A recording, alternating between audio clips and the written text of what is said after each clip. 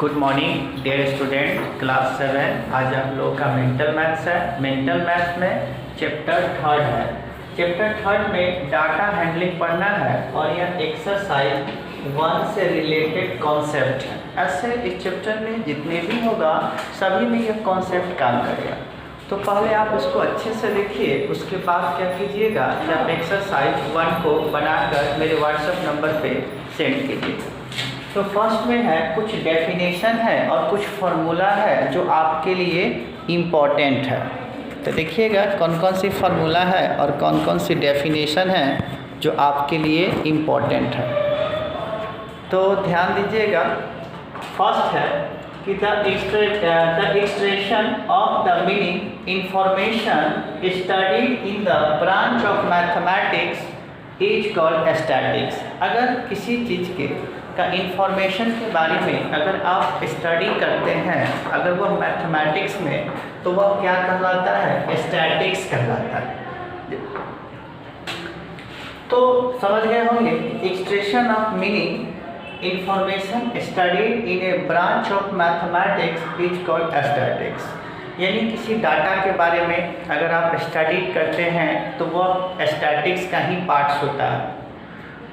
अब आते हैं कि the number of times a particular observation occurs is called frequency. अगर कोई नंबर ऑफ टाइम्स कुछ ऑब्जर्वेशन हो, जैसे 4 टाइम्स 5 टाइम्स कुछ डिजिट लिखा हो, तो उसी को हम लोग फ्रीक्वेंसी कहते हैं।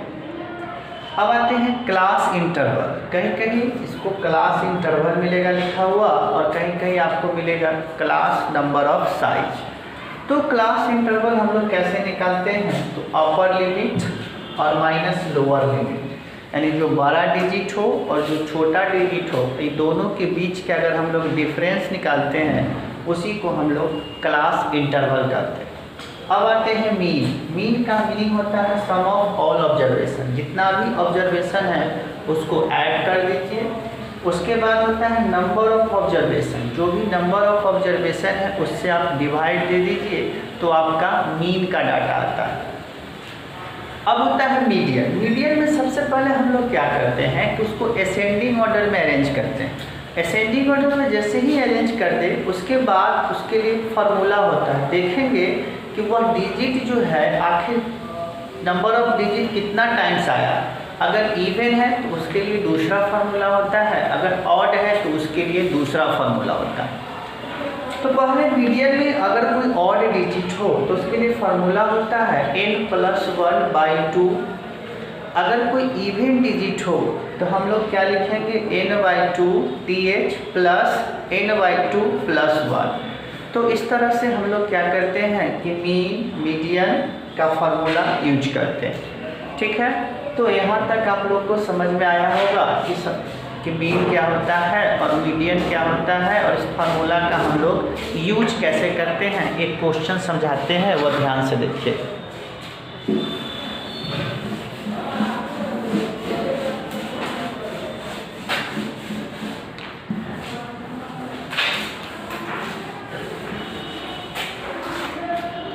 देखिए, अगर आपको मीन निकालना है तो पहले कोई क्वेश्चन दिया गया 2 4 6 8 10।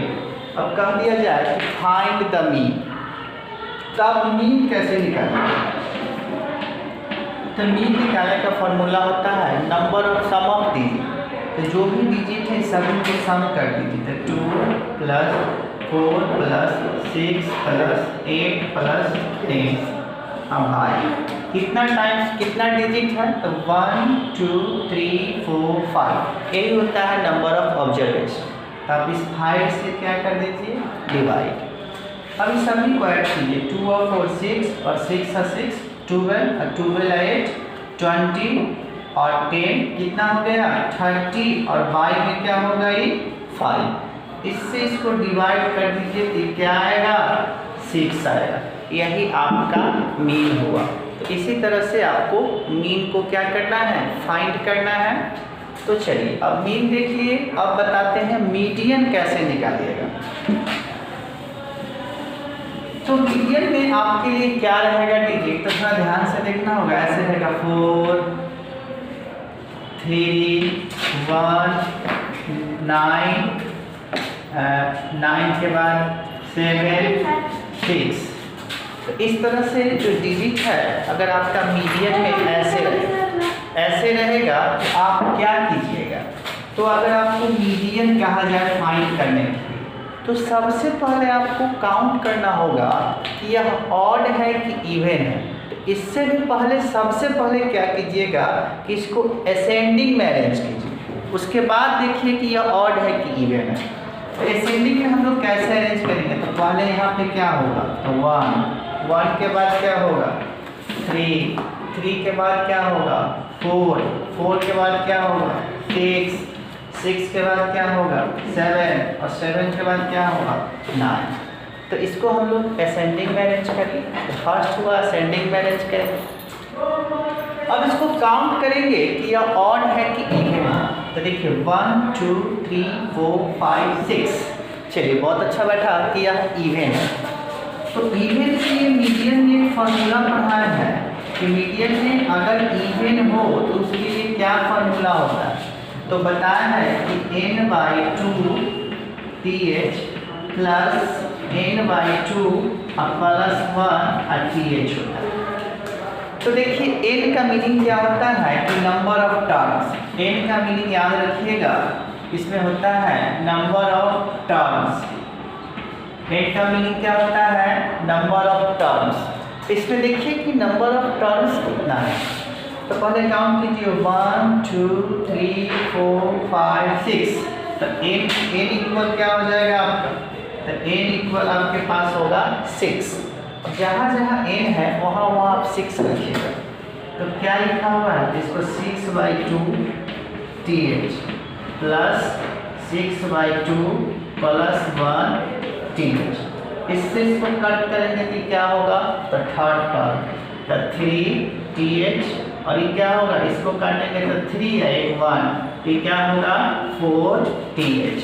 यानी थर्ड टर्म और फोर्थ टर्म को अगर हम ऐड कर देते हैं तो हम लोगों का मीडियन निकल जाएगा। तो थर्ड टर्म कौन है, तो देखिए 1, तो थर्ड टर्म यह आपका और फोर्थ टर्म क्या है 6 है।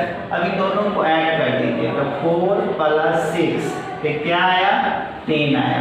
इसी तरह से आपका यह मीडियन हुआ, यह किस डिजिट का, तो इवन का। अब ऑड का कैसे निकालिएगा, तो ध्यान दीजिएगा।